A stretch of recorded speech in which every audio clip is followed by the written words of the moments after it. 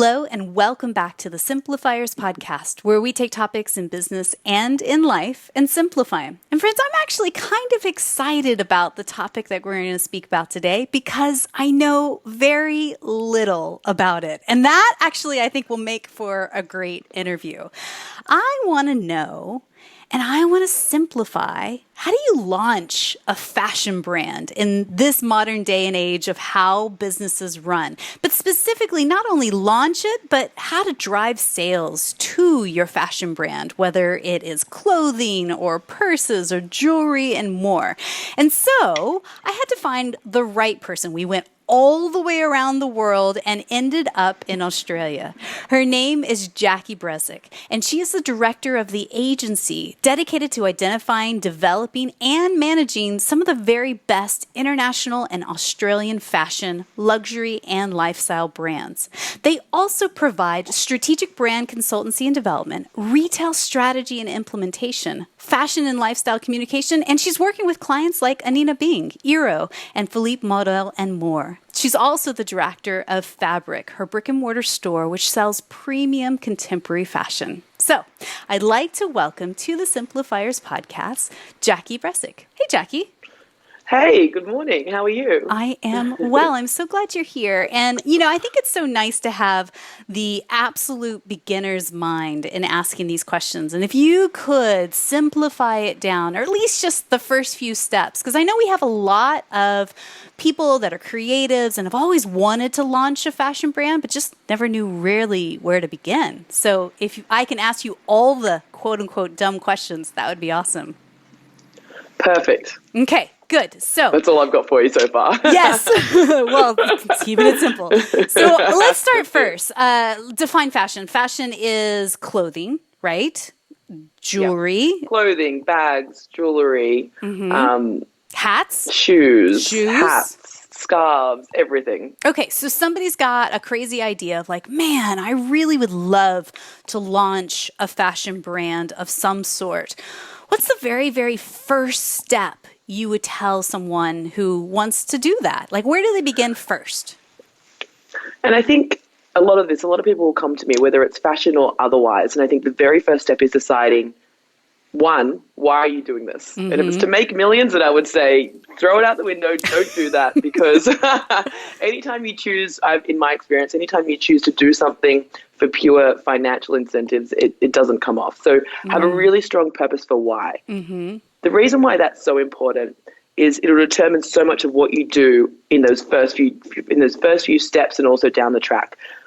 The next thing I would say is, what is the product? Have a really strong sense of what it is we're trying to sell. And that isn't just, I'm selling an orange scarf. It is more about the brand and what you're trying to build here. And I talk a lot about brand because no matter what you're trying to sell, you need to have that really strong sense of brand. So that comes down to, I always start. So we get a little sketchbook out. Let's say, Mary, you've come to me and it's like, great, I've got this striped t-shirt that I want to sell. I'm like, great, let's get our sketchbook. First, why? Why are we doing this? And Mary will say, you know what? I want everyone to have a striped t-shirt. Everyone should own a striped t-shirt, and that's what they should have. And I'll say, great, that's our mission statement, and that's what we're going to go out and try and achieve. The next step I would say is, what are our values? What is it about this that makes it so important? What is it that we value? And we'll sit down and we'll say, it might be 5 things. 1, it makes me happy. 2, I think that it goes with.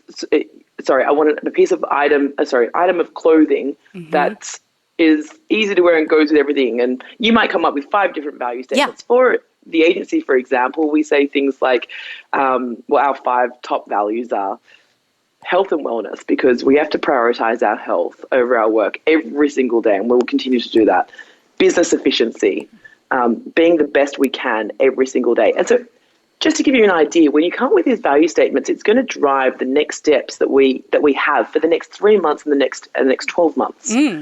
So we have our value statements. And then I think a really fun thing to do is to say, and I know this is all one step, but it is one step in our little notebook that we've got, is who do we not want to be?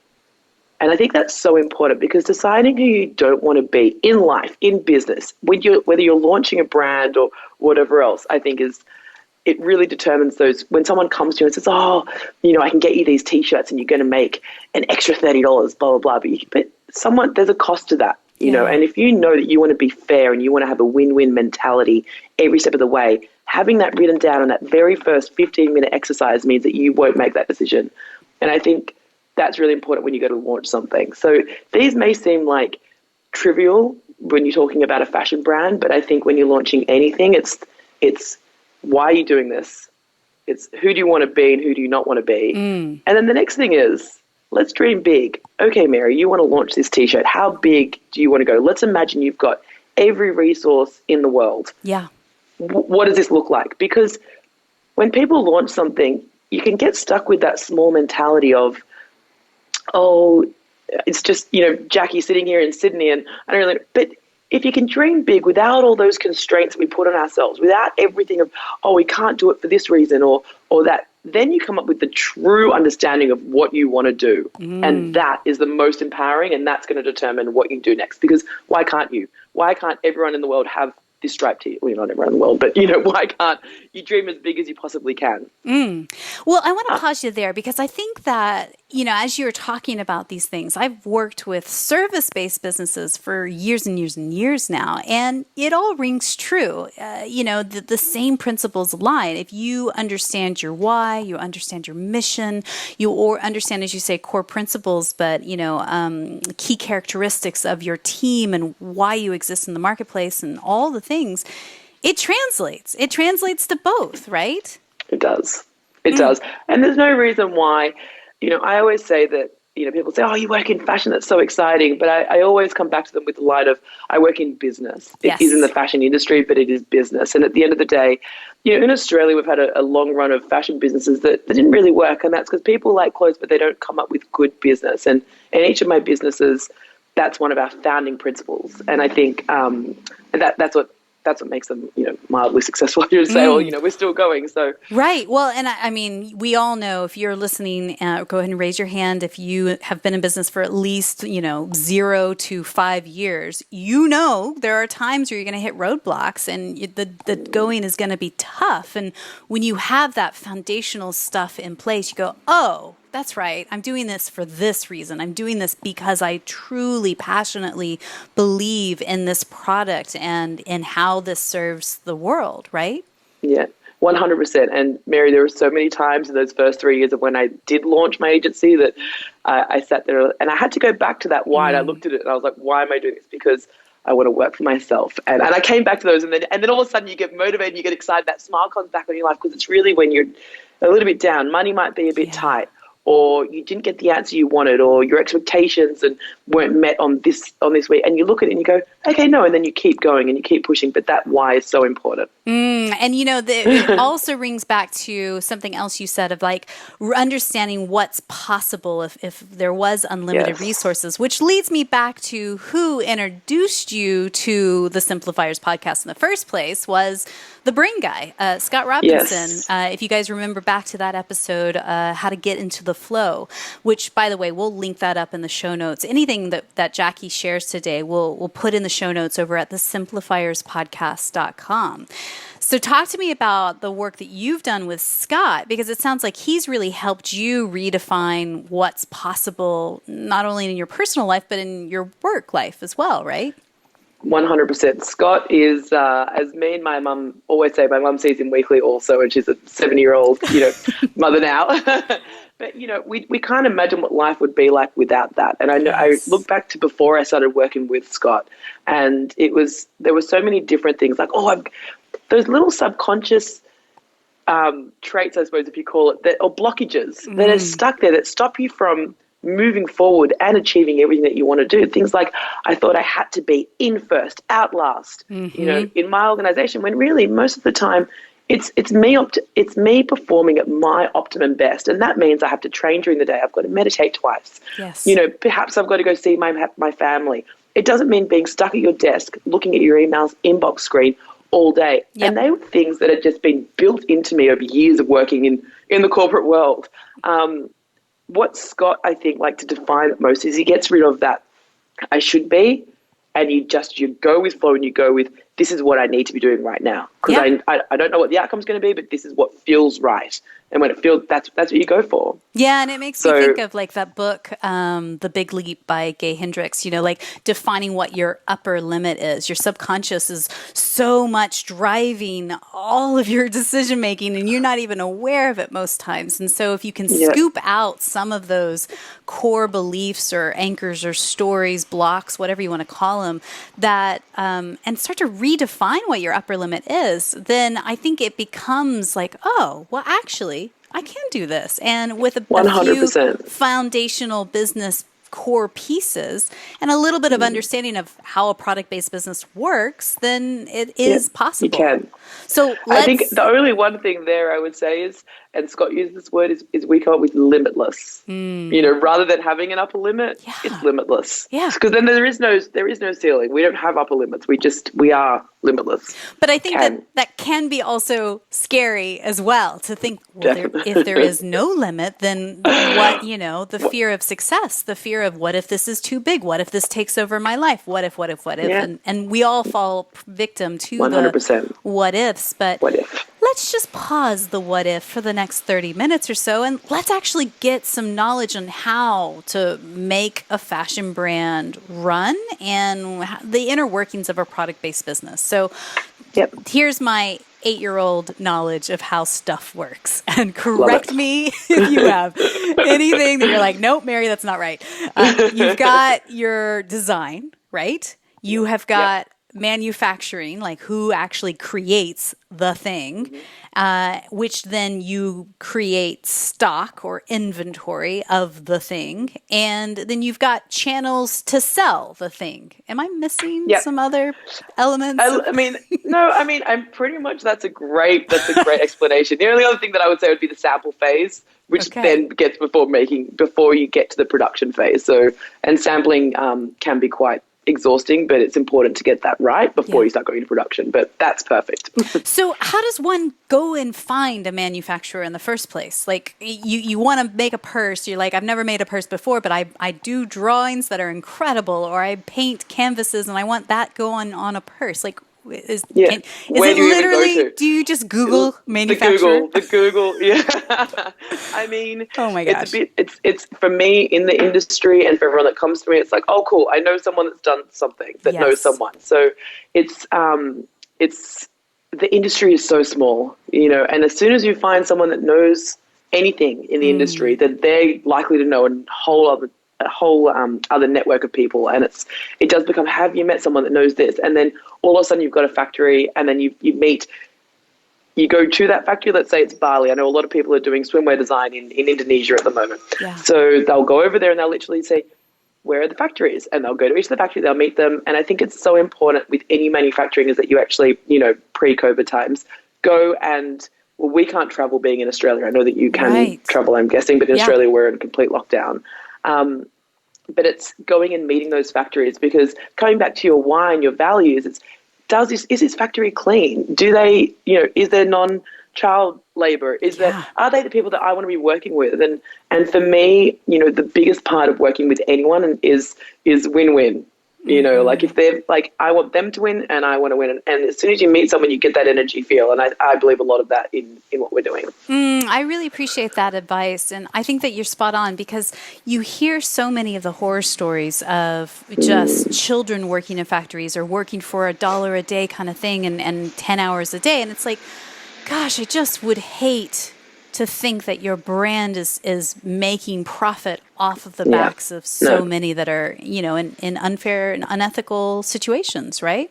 Yeah, 100%. And I think that's a sensitivity check too. Like if the price is too good to be true for the quality that's there, then something's amiss. But look, nowadays it's pretty, once they'll always be representing a few other brands as well and other people. So you'll be able to see and get a good indication, but visiting them is very important. Right, which makes me think about times where I have tried to order clothes online from the retailer will name unnameless, very big, ships everywhere, is a Prime kind of thing, and you get it and you think, oh, this is going to be my size, and it ends up being the size for my daughter to wear. No one wants that kind of a customer experience whatsoever. So I imagine, getting sizing right as well, right? Yeah, definitely. So I think if you're doing a product that is, different sizing, then obviously the sampling comes in, but there are specific tech managers that can do that. They can actually work with you to get that right. And the factories are normally pretty good, with that. But even with the biggest companies, sizing, it doesn't always come off. So it's a constant battle of the industry. Well, and I imagine, and even like you buy a pair of jeans in one brand and you're a size 8, then all of a sudden you're a size 12, and then there's no set defined sizes. Then you get those brands that they'll put you in a double, triple extra small. You're not a triple extra small, but they've got that crazy sizing going. So well, and it made me think about as well when I was living overseas in the UK. I mean, sizing's way different than it is in America. That your size is basically 4 sizes bigger in the UK, and then you're just really sad for a lot. And thinking about that as well. I mean, again, customer experience. Are you like expectation versus reality? Is it really expressing the high quality that you want to express with your brand? And I guess that kind of comes me back to thinking about pricing in general. It's not always about the low price game, right? Because definitely not. And I think one about my core values in all the business is quality. And I think for quality you have to pay no matter where you are. It's often that you'll get the highest quality for the cheapest price. Or you can chase that, but it's definitely hard. But when you come up with who you want to be, you really have to come up with your pricing strategy in that market. Do you want to be chasing every single? If we go, there are different channels, and I'm sure we'll talk about this. If you're going direct to consumer or if you're going to wholesale, your product. But it's really, where are you going to sit at a pricing level? And is it at that middle level? Is it lower or is it higher? Or is it, advanced luxury, contemporary, we call it, or at that entry price point? And that'll determine who your end consumer is, obviously, and then what sort of marketing you're going to do with it. But I don't believe in chasing the lowest price in everything. And I think that, unfortunately, sometimes when you pay more, it's worth more. Yeah. Well, and I think about... I say that with a look on my face. Well, it's true, because I think my personal shopping experience and way in my 20s, it was all about getting the cheapest thing for, as quickly as possible, right? But now as I'm getting older, it is about investing in key pieces that will last you 5, 10, possibly more years in your closet. And I also, this comes back to simplifying for me, is that it's not about having a giant closet full of disposable fashion. It's about having key pieces, doing more of a capsule wardrobe mentality to dress. So 100. I couldn't have said that better myself, Mary. Exactly right. And I wonder, I'm just kind of thinking out loud here, but then if you do decide who you are as a brand, as a designer, and then you subsequently decide of what type of clothing or item that you're wanting to put out into the marketplace, is that where you also decide who you're serving, who you're dressing, who you're outfitting? And that, again, like you say, dictates the price.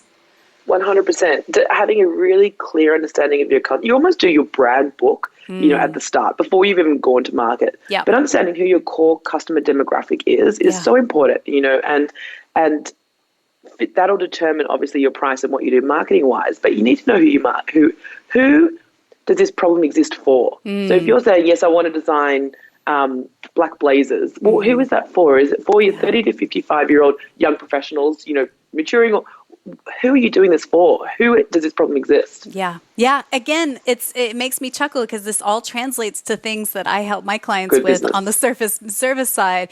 Understanding your ultimate ideal client, really crystallize and understand to the nth degree about him or her. And when you build a business for one, surprise, surprise, there are thousands of them out in the world that are 100%. Exactly that avatar and exactly need love to buy your products or services and open their wallet and pay the price that it is. So let's talk about inventory, because this is the place where I have no understanding of how it works. So And you know what? A lot of people in fashion still have no understanding of how it works also. So back to the black and white stripy t-shirt, right? So you've gotten the sample. You're like, yep, that's great. It's a great quality. It's a great price. How in the world do you determine how much inventory you buy and hold at any given time? You have an analogy like the blackjack analogy. Tell us that. Yeah, well, you know, I'm not a big gambler, so it's more, I think it's actually the roulette. I think I got blackjack wrong with roulette. Yes. But let me go back to, first of all, when you go to the factories, they're going to have minimum order quantities on whatever you place. Mm-hmm. So they'll say, right, I can do this T-shirt at this price, but your minimum order quantity is 300 pieces. Okay. That's going to be your starting point. Cool. If I'm going to go ahead with this, then that's how many I'm going to make. Let's say that's how many I'm going to make, full stop. Mm-hmm. If you decide to go direct to consumer, so you're just going to sell these online through your Shopify or e-commerce platform. Yeah. Right. Then the suggestion is go with the minimum order quantity to start. Mm-hmm. Because no one wants, there's a couple of things. Like we spoke about sizing. Is the T-shirt going to come out correct? It's your first order run. So you always go minimum order quantity and also what your risk appetite is and how much cash you have. So I would always just say minimum order quantity. Let's learn cheaply. Mm-hmm. Right. So let's not make huge, expensive mistakes at the start. Right. We want to learn quickly and then start growing. I really believe in that. A lot of people will place huge orders because they're like, oh, what if we miss out? But in fashion, it's simple economics of supply and demand. Something's not available. I mean, depending on the product, they might just go buy it from someone else. But if it's something that if it's not available and it's sold out, that's the best possible position to be in if you can get back into it quickly. Yeah, something that's really special that you know, you just can't get anywhere. Right, yeah. Exactly. Look at the Kanye Yeezys. Like they make their business on supplying like 20% of demand so that you can't get them and then you always want them because we want what we don't have and we can't get. Right. But and then it depends on the product. So in fashion, we've got our seasons. You know, we've got our spring, summer, we've got our fall, winter, and then we've got a whole bunch of trans-seasonal pieces or what we like to call as core. Black blazer, white tank, blue denim. You know, things that are going to sell over the course of the year that aren't going to change too much depending on what Vogue bring out as the next must-have piece. You can probably buy a little bit more of those if your production turnaround time is going to take longer to get back into. So they might say it's going to take me 8 months to buy to make the jeans. You can buy a little bit more if you know you're going to have the demand there. But I always say, general rule of thumb, satisfy 80% of demand. And actually, my mentor had told me that, and it was one of the best things that I'd ever learned from him. But satisfy 80% of demand. So you're not missing out on too many sales. That extra 20% is probably going to cost you anyway. And in fashion, you'll find a lot of your cash flow is tied up in your stock. So inventory management is key. And I think curbing the FOMO, the fear of missing out, like just curb that, oh, what if we don't have it? Because there's always going to be more stuff that you can get into. Right. Because the bottom line is you don't want to sit on product that isn't moving, right? Exactly. So you said to me offline, like selling out is better than going on sale. So that's that 80% mentality. So if, let's say, the world wants, 100 shirts, can you provide them 80 shirts? And then it's like, oh, let me get on the waiting list, blah, blah, blah, blah, blah, right? 100%. 100%. I could do this, Jacki. I'm in this. What fashion brand am I going to launch? Jeez. Exactly. Yeah. Exactly. Okay. So, but then the thing that's different between a product-based business versus a service-based business is that as a service provider, I have no warehouse that holds stuff. Like where does the stuff get held? Home to start. Home to start. If you're starting a fashion brand, it's home, and then it's whatever, people are doing it out of their garages and, living room floors. But to start, I always think limit your cost base. You don't know how this is going to be, and you're going to need your money to invest into your business. So it's whatever you've got that's a for me, it was my parents' house in Mossman, which is a suburb in and Sydney. Build and grow from there. Okay, so I did my research before us having this conversation by simply watching the new Netflix show Halston. Thank you very much. Great show. And it's also fascinating to watch a designer or a depiction of a designer and how he built his brand over time. So starting with, Kafkans and then moving into, perfume and colognes and luggage and all the things. Is it a bit of that? Like you start with the first thing that you think is going to really have great success and then build from there? And then go. Yeah. Exactly. 100%. And I think here's where we want to grow to, given all no resource, every resource that we have possible, but we're going to start here. We're going to build and turn. And that's where I think, the roulette, you put you put your chips in, you double it, you then put more chips in, you double it again, and then you keep using the money that you make from those to then reinvest, and then you start with that one, let's call it widget for the sake of it, or one t-shirt, and all of a sudden you've got t-shirts, jeans, jackets, and you've got a full ready-to-wear collection. It's a lifestyle brand as building for that one particular person. Yeah, it makes a lot of sense to me, because if you have one thing, you're going to want the other thing.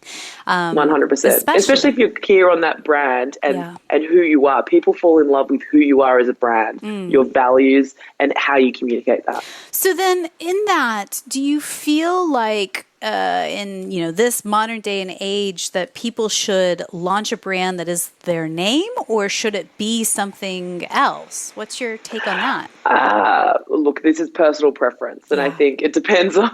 For me, I've never wanted to launch with my own brand, with my own name, only because I'm more of a private person. So, but it depends on your appetite. If you've got a following, Anina Bing, my favorite brand, one of my favorite people in this world, has created a phenomenal brand off her name, and she is her brand.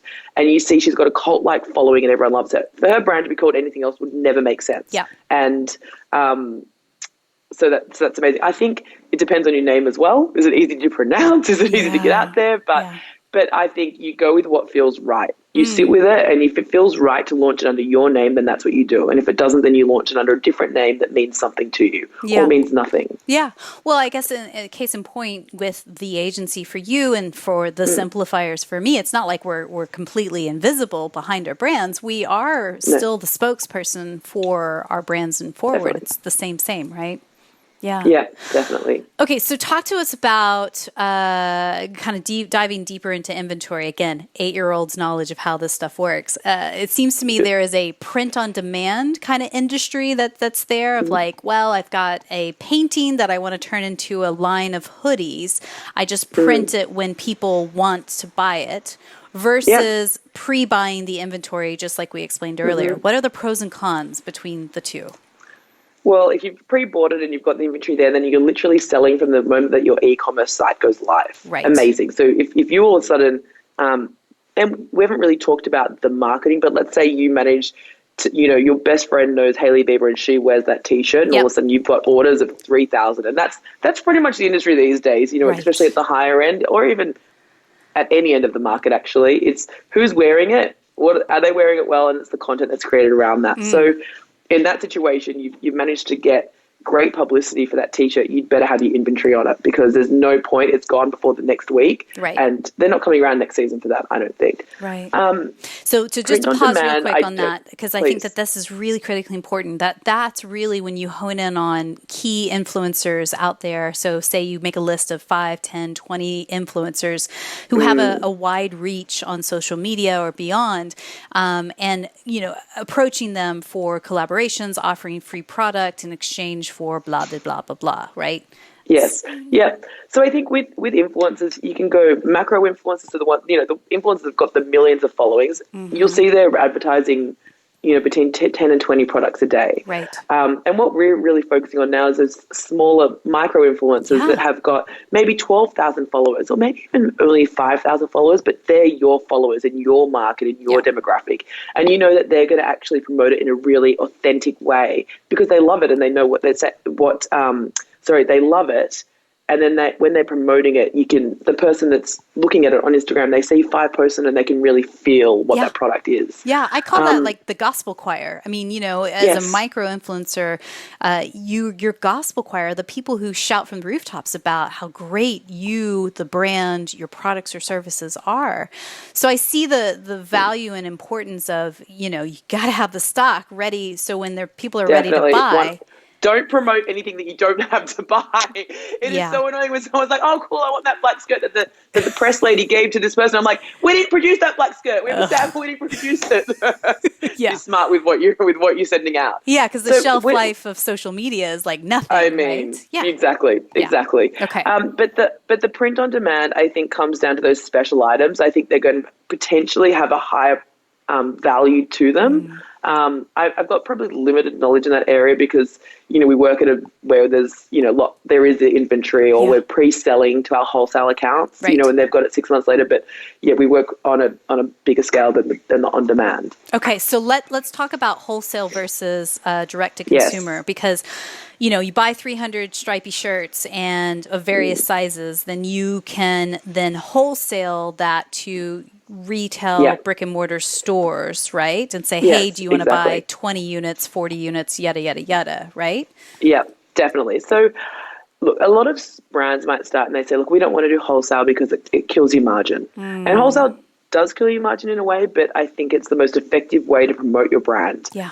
When you wholesale, let's say you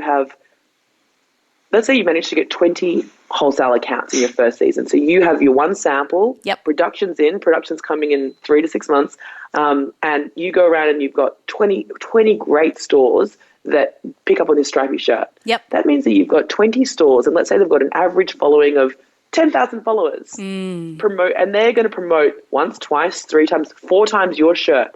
20 stores, 10,000, that's 200,000 followers you would otherwise not have had about your brand of stripy shirt getting out there to really your core demographic. Because let's say you've wholesaled to the stores that are in line with who you're selling, with who your end customer is. I think that wholesale is one of the most powerful ways to build a brand. It's also one of the best ways to lose a brand if you wholesale to the wrong stores. If they don't promote it, if they don't sell it, and if they go on sale, then your brand is going to be worth nothing because they're also communicating the wrong message. So right. Because if they go do 70% off sales and it's like your striped shirt looking sad over there on the rack. 100%, right. It's gone. Yeah. And then you still got 400 coming in because you think, oh, great, I've got all these wholesale partners. Right. So, you really have to work those relationships with your wholesale partners, and you have to do the work to make sure they sell it as well. So you're pushing I think Shopify, don't call it Shopify because that's the platform that I'm working on mostly, but your direct-to-consumer platform is the best, that's yours, you can manage that wholly. Right. Then build up your wholesale network as well, because then you've got, like I just said, you've got that whole other network to go to, but you have to work those relationships to make sure that they believe in your brand. Because they've got 50 other brands that they're wholesaling. Why are the girls on the shop floor going to sell your brand over someone else's? They will do that if you're in there and if they've got a relationship with you and they know you. Mary, they'd meet you for 2 seconds. They want to be selling more of your stripy shirt than anyone else. Yeah. And that's what it comes down to at the retail level. Yeah. Okay. So, but then could you equally do both simultaneously? Yes. So you've got 100%. your e-commerce straight to consumer website where they can buy direct from you, but then you're also maybe doing wholesale to retail. So just putting fantasy numbers out there. So let's say the wholesale price is $25 you sell per unit to the store, but then you retail it for $50 on your website and you let them dictate what they retail it for, right? Or do you give them guidelines? You give them a recommended retail. We can't dictate the price. Yeah.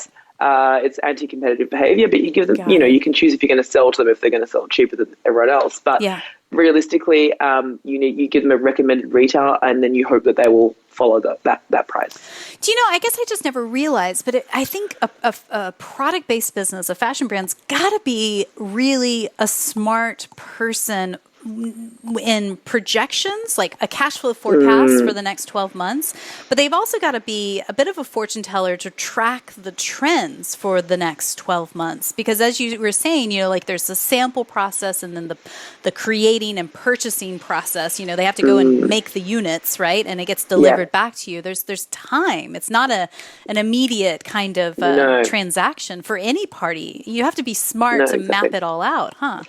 Yeah, and I mean, we laugh in fashion. It's like, oh, if only we had our crystal ball and we could see if people are going to want the yellow sweatshirt or the red sweatshirt, So God. It is hard. It is definitely hard. But one thing I know is that you're never going to know and you're never going to have the answers. Yeah. But this comes back to as well the work you do with, I do with Scott, is that you've got to just be in line with who you are and then hope that that message is going to sell and go with that. Know that whatever it is in here that's made you launch this brand, people are going to want that because they're going to feel that energy as well. If you're not chasing the dollar. I always say if you chase the dollar and you're only doing it for money, then they're going to say that a mile away and you'll never be successful. So do it for another reason. It makes a lot of sense. So let's talk about the money. Because again, I could, no pun intended, see you losing your shirt very quickly if you invest in too much product too early and you've not developed your strategy for go-to-market and channels and all of that. So before we talk about that bit, I want to talk about profit margins. Like, how do you get your profit margins right in fashion? Is there any rule of thumb there? I mean, you just need to have a really good understanding of your costs and know and be good at knowing your percentages. So like if we were to go back to the wholesale, for example, and people were like, oh my gosh, they make, the $25 on this every t-shirt. Well, it's not really $25 because if you look at the percentages, 100% is what you're selling it for. 50% of that goes straight to your supplier. Yep. Let's say 10% goes to your rent. 10% goes to your staff. 10% goes to getting the product onto the market. You're not left with a whole bunch at the end. Yeah, then tiny. you give 10% to your VIP, and then all of a sudden you've got to go and sell. There's not a lot of margins in there. When you start your brand, the most important thing is making sure you do have enough margin in there, because where you launch it at is the price you want to sort of keep. You don't want to keep going up. You want to launch it at a really good price. Margins and the price of the product are what's most important. If the best quality t-shirt in the market is at $120 and you say, oh, cool, but I need my 30% profit, I'm going to price my t-shirt at $300, you're never going to get there. So you also just need to do your market analysis and know of all the stripy t-shirts, here they are, here's the brand. Where do I want to sit in that spectrum of stripy t-shirts? Yeah, because there is a threshold, I would imagine, no matter who your ultimate ideal client is, of what they believe or perceive the value is, where their upper limit is of what they're going to spend for a t-shirt, what have you. Yeah. And I suppose there's a balance of this over time. Again, I'm thinking of Halston of if you're entering the market as a luxury brand, but then you don't necessarily have the name to back it up, you have to build brand awareness and then perceived value starts to grow as you go along, right? And it goes both ways. I think you can come into the market and say, we're going to be, in that just under luxury, that premium contemporary area. We're going to sell t-shirts at 120, but the value's got to be there. And it comes back to who's manufacturing it. And if you can't get the right cost for it, then it might not be feasible to do that stripy t-shirt. So you might then go back to the drawing board and okay, they can't do this stripy, they're going to do a black t-shirt for me, and then we can have a price point. So knowing in the market where everything's sitting and where you want to be for your customer, well, then you can then back end it and then figure out what price you need to be buying these t-shirts for. Yeah, so that reverse engineer could a simple Excel spreadsheet of some sort that puts the real hard numbers in place per unit or per purchase, like, a lump of 300. What is the profit margin working backwards from there? So interesting, so fascinating to me. And so then again, just like a service-based business, you got to know the different channels by which you're going to sell your offering. So God, where do we even begin talking about like first steps for identifying your channels, but then also creating that digital strategy to drive sales? Yeah, and I think people can get stuck of the, oh my gosh, where do we begin? Yeah. Well, let's assume you've got your product, you've got your customer, you know exactly what you want to do. Get your Shopify site, get your e-commerce site up. All right, get that up and get that firing and make sure that user experience is great. Yeah. Then it's about, all it is generating some type of noise and energy around your brand. And maybe that is a friend of yours that has 3,000 followers and like, oh my gosh, look at this brand. But they have to know where they're going to be pointing it to. Yes. And you have to have your Instagram set up with your content and a great seamless Shopify experience. Yeah. Now, the e-commerce platform, it's actually not so hard to set up a website and to get that going, but it all comes down to how it looks. And does the look and feel come back to your values of who you want to be and who you are? So let's say you've got your e-commerce platform set up, that's great, but no one's coming onto it. Let's go create some noise. And it's just simple actions. It's either you get someone in the wholesale market that's going to buy your product, or you start gifting some t-shirts away and you get people to start talking about them. Everyone knows someone that's got 10,000, 20,000 followers. It's as simple as, hey, can I gift you a t-shirt? Would love to be, if you post, great. If not, because they're not always all going to post. So that's as simple as it is. And then it's back to the initial sketchboard. you know, sketch pad where you've got your why and you've got your dream big. Yep. In that first year, the next thing is 1 year goals, 3 month goals, because that'll determine your actions. And you might have a 3 month goal. So let's say your 1 year goal is sell 1,000 t-shirts. How am I going to get there? Well, in my 3 months, I'm going to make sure that I gift 15 t-shirts and I have a reach of 150,000 people, you know, through that are going to get there. And it's just so much of what this podcast is. Simple ideas executed well. So it is, I'm going to gift 3 t-shirts in my first week. I'm going to reach out to 5 people in my second week. We can get so bogged down with, oh my gosh, we have to be everything to everyone. No, keep it simple. Yeah. Just approach 2 people. Yeah. You know, then you've got 2 people that are talking about it. The energy that you create and you put into it then just starts steamrolling. What I hear there is daily imperfect action. We get stuck in the planning and the researching and the hemming and hawing that nothing gets done. So what I hear in that is set a goal, set a target, set some action points, key tasks that you're going to do to get yourself to the goal. Track the metrics, right? Track the business metrics of not only the digital strategy and who you're outreaching to and all the things, but of course the numbers, the money, the cash flow, and then work the plan, right? That's it. And then not only that, we have our plan. You know, with each of the businesses, we have exactly this, and these are operating at however many millions, but it's 3 month goals. Did we achieve them? If not, why? And we're not going to beat ourselves up over it. We might be like, oh, we were so unrealistic. Oops. You know, let's make a better realistic goal. But you have to track it every 3 months. We track it every week. Are we on track with our goals? Where are we going to? Yeah. And it reminds me of what Scott said on our conversation, like where your attention goes, your energy flows. Then he says, like, you know, the neural pathways grow, right? Or something like that, which is great. Again, you know, track the stuff that matter, track the metrics that matter in your business.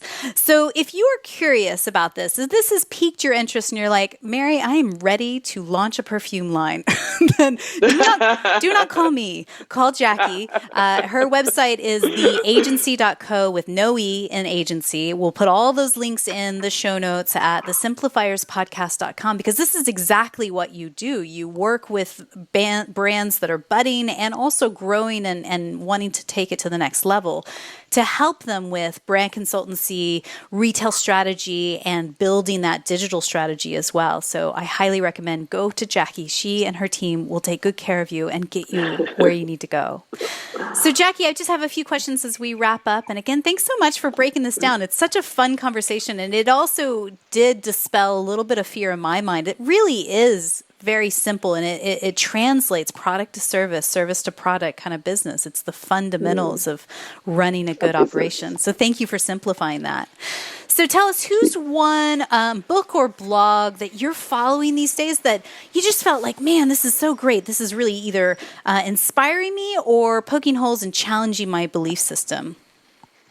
For sure. Very much into stoicism these days to keep me, I guess, humble, balanced, and not let my emotions and my passion get too out of control. But, you know, reading the Daily Stoic every day, I couldn't recommend it anymore. And I actually often gift this book to, you know, friends and members of my leadership team. It's, you know, you can pick up the book. You can read each day. It's got the date in there, 27th of January, whatever the date might be. And it's got a half-page bit on philosophy. And it just feeds your mind with something that's not on your business. And some great life lessons. And I think that's so important just to bring it all back to life. Love it. Well, we'll put the link in the show notes for that book if people want to check that out. So tell us, who is one person in your network, somebody you know personally, you just feel is up to brilliant things? We could shine a spotlight on them, and who knows, maybe one day we'll have them on the podcast. You know, I have to recommend my best friend, Erin Lorenzini. She is, you know, always up to brilliant things since the moment I met her. She's, you know, had 2 kids now. She was a professional basketball player, has now moved into professional. We have an Australian Football League. So she's changed sports after her 2 kids. She's studying for her MBA. She sold a major sports medicine clinic. And I think she's one of those people that emulates what we talk about, you know, just setting goals, achieving them, and she's pretty phenomenal. Plus, she's a legend. Love it. Oh, I haven't heard of her Yeah. yet. So we will link her up in the show notes. So if anybody wants to click through and check her out, she'll be there over at the simplifierspodcast.com. So Instagram is probably the best place where we can find you online. Jacki Bresic and This Is Fabric. I'll put those links in the show notes so people can connect with you and chat with you directly. Great. So I believe gratitude and simplicity go hand in hand. Tell me, what are you grateful for today? Today, I'm great. Well, every day I feel like I'm grateful for my mum and my dad for what they did, leaving Croatia to build this great life, and the support and love they give me every single day. But I'm also super grateful to be on this podcast and for you because, getting out of my comfort zone. And then super grateful for all the people around me, so my team, but just doing what I love every day. I couldn't be more grateful that it's never a hassle to do what I love. So that super grateful for that too. And this life. Yeah, I can certainly feel it. The passion and enthusiasm you have for helping brands succeed. It emanates from you. So 100%. Amazing. So again, the website is theagency.co with no E in the middle. Again, those links are in the show notes. But my final question for you today is this, Jacki. And again, thank you so much for your time. Someone somewhere is listening to us right now and she is inspired. She's like, you know what? Maybe I can launch this purse line or this fancy stripy t-shirt that I've always dreamt about. But she's a little bit scared. What's one thing you could whisper into her ear right now just to encourage her in this moment? Go for it. There's literally nothing to be scared of. Everything that you fear is actually, I feel, just perceived, but just go for it. Know that we're actually here behind you as a group of women giving you that little push. And if you can feel us with our two hands in your back, just saying, just step and go for it. You're going to be fine. We're all here to support you and build you up. You're going to do great. Just do the thing. You're going to do great. You're going to do great. Go for it. And if not, you'll have heaps of fun anyway. Yeah. Sorry, Mary. Go for it. Thanks, Jacki, for your time. Thank you so much.